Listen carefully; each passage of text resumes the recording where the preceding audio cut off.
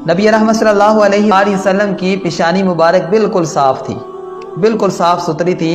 آقا علیہ الصلوۃ والسلام کی پیشانی مبارک پر کسی قسم کا داغ نہیں تھا، نہ ہی کوئی سجدے کا نشان تھا۔ اور 1,24,000 انبیاء علیہ الصلوۃ والسلام کی آپ حالات زندگی دیکھ لیں، کسی ایک پیغمبر کے حالات زندگی میں اگر کوئی بندہ مجھے ثابت کر دے، کوئی بندہ یہ ثابت نہیں کر سکتا کہ کسی پیغمبر کے، کسی نبی کے پیشانی پر یہ کالا نشان تھا، سجدے کا نشان تھا۔ خلفائے راشدین، صحابہ کرام، سیرت کی، تاریخ کی کتابوں کے اندر دیکھ لو کہ کسی بھی صحابی یا کسی بھی تابعی بزرگ یا کسی اللہ کے ولی کے ماتھے پر یہ نشان موجود نہیں تھا۔ صحابہ کے زمانے میں صرف 2 آدمیوں کے سروں پر یہ نشان تھا، پیشانی پر نشان تھا۔ ان میں سے ایک تھا ذوالخویسرہ۔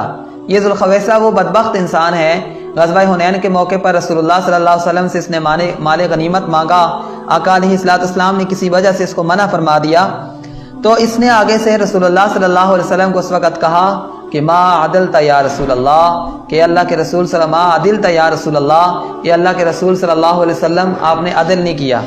تو لہٰذا پہلا یہ ذوالخویسرہ ہے کہ جس نے یہ اس طرح کے بات کی تھی اور اس کے یہ ماتھے پر اس طرح کا نشان تھا۔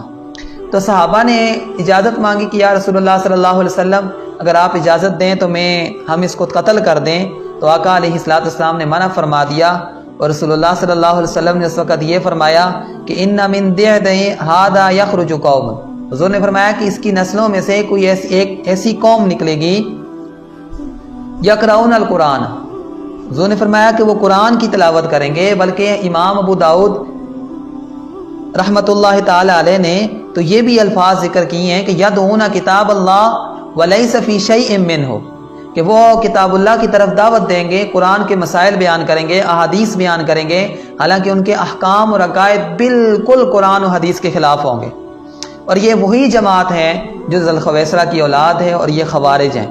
تو لہٰذا امام حاکم نے مستدرک کے اندر روایت ذکر کی ہے، آپ فرماتے ہیں وَقَانَ بَيْنَ عَيْنَيْهِ أَثْرُ السُّجُودِ، کہ یہ ذوالخویسرہ نامی شخص کے دونوں آنکھوں کے درمیان کالا نشان تھا، یعنی ذوالخویسرہ سب سے پہلا وہ شخص ہے جس کے یہاں پہ یہ نشان تھا۔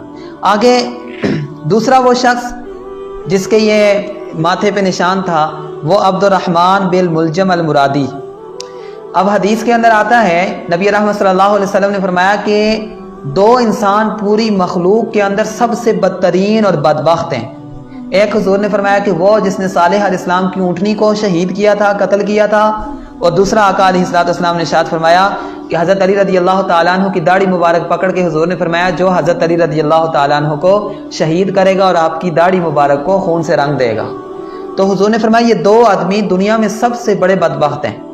تو یہ عبد الرحمن بن ملجم المرادی یہ وہی شخص ہے جس نے حضرت علی رضی اللہ تعالیٰ عنہ کو شہید کیا، اور اس کے بارے میں طبقات ابن سعد 140ویں نمبر صفحے پہ فرماتے ہیں وَقَانَ بَيْنَ عَيْنَيْهِ أَثْرُ السُّجُودِ، کہ اس کی بھی 2 آنکھوں کے درمیان یعنی پیشانی پر محراب بنا ہوا تھا، کالا سا نشان بنا ہوا تھا۔ تو لہٰذا اگر یہ جنتی محراب ہوتا اور سجدے کا نشان ہوتا تو ان 2 شخصوں کے پیشانی پر یہ نشان نہ ہوتا۔ ہمارے آج کل 2 جماعتیں ہیں، اور دونوں جماعتیں ایک دوسرے کو ایک جماعت دوسرے کو مشرک کہتی ہیں، اور دوسری جماعت جو دوسری کو کیا نام ہے بد عقیدہ اور بد مذہب، اس طرح کے الفاظ کہتی ہیں۔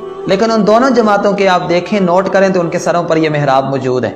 ان کو چاہیے، اور کچھ لوگ بے وقول ہو کوشش کر کے یہ محراب بنانے کی کوشش کر رہے ہوتے ہیں، کیونکہ بعض لوگوں نے ان کو کہا ہے کہ یہ جنتی محراب ہے، حالانکہ یہ جنتی محراب نہیں، یہ کوئی علامت نہیں ہے سجدے کی۔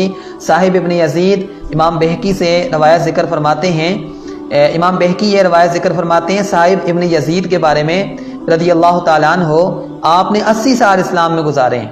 تو آپ نے ایک آدمی کو دیکھا تو آپ نے فرمایا لَقَدْ افْتَدَا هَذَا وَجْهَهُ، کہ اس بندے نے تو اپنے چہرے کا نقشہ ہی بگاڑ دیا، کیونکہ اس کی پیشانی پر یہ کالا نشان تھا۔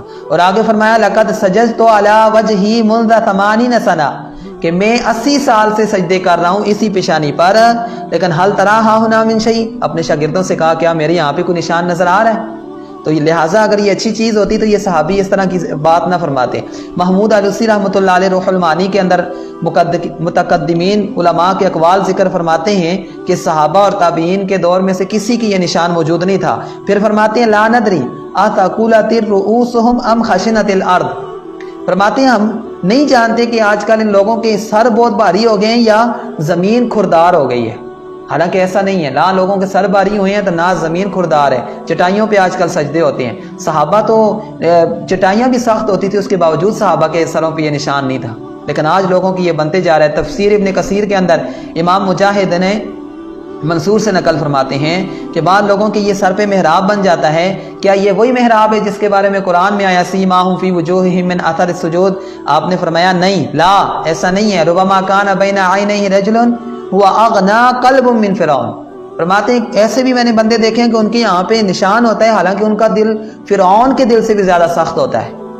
تو لہٰذا علماء مفسرین اس بات کا رد فرماتے ہیں. امام طبرانی رحمۃ اللہ علیہ معجم میں حدیث ذکر فرماتے ہیں سیماہم فی وجوہہم من اثر السجود. اس کی خود رسول عربی صلی اللہ علیہ وسلم نے جو تفسیر بیان فرمائی ہے، حضور نے فرمایا ہوا نور یوم القیامہ، کہ یہ قیامت والے دن نور اس سے مراد ہے، نہ کہ کیا نام ہے چہروں یہ جو ماتھے پہ نشان ہے اس سے مراد وہ نہیں ہے. عبداللہ بن عباس رضی اللہ تعالیٰ عنہ فرماتے ہیں لیس فی الذی ترون، یہ وہ نہیں ہے جو تمہیں نظر آ رہا ہے لوگوں کے سروں پر، بلکہ ولکن سیم الخشوع، فرماتے ہیں بلکہ یہ تو عاجزی کی ایک نشانی ہے. جو عاجزی بندہ جب جھکتا ہے اور اس کی وجہ سے انسان کے چہرے پر جو اثرات نظر آتے ہیں یہ وہ ہے. اور تفسیر مدارک کے اندر ایک حدیث ذکر فرماتے ہیں تفسیر مصنف مدارک رحمۃ اللہ علیہ کہ حضور رحمت عالم صلی اللہ علیہ وسلم نے ارشاد فرمایا کہ میں ہر اس شخص سے بغض رکھتا ہوں جس کے ماتھے پر یہ نشان ہو. اور ابن عمر رضی اللہ تعالیٰ عنہ فرماتے ہیں کہ یہ منافقین کی علامت ہے، یہ منافقوں کی علامت ہے. تو میری ان بھائیوں سے سب سے ریکویسٹ ہے کہ یہ ایسے اس کو یہ نہ اپنے ذہن میں یہ نہ سوچیں کہ یہ سجدے کا نشان ہے، یا قرآن کے اندر جو آیا سیماہم فی وجوہہم من اثر السجود، وہاں پہ میں وجوہہم کے الفاظ آئے ہیں تو وجوہہم چہرے کو بولتے ہیں، پیشانی کو نہیں بولتے. پیشانی کے لیے عربی کے اندر جبہۃ ان کے الفاظ آئے، تو لہٰذا وہ ان کے چہروں کے اوپر سجدے کے نشان ہوں گے. وہ قیامت والے دن نور ہوگا، اور بعض اللہ کے ولیوں کے چہرے چمک رہے ہوتے ہیں نور کی وجہ سے، ان کے